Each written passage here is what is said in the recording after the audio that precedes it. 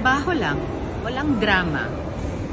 Akala ko ba, VP Sara, the OVP can live without confidential funds? Bakit parang pinapawisan na yata kayo dyan? Budget hearing pa lang. Lahat naman ng ahensya naglalabas ng proposed budget. Hindi kayo special. If you're so confident about those confidential funds, then defend them publicly. Napakababa na yata ng standards ng OVP. Gagawin mo lang ang trabaho mo amusing na agad. Kung meron mang amusing, yan na yung halos kalahating oras na turo-turo, pag-iwas sa tanong, paikot-ikot na sagot at pagbabaluktot ng sitwasyon. Ginawa nilang perya ang basic na proseso ng pagbusisi ng pera ng bayan.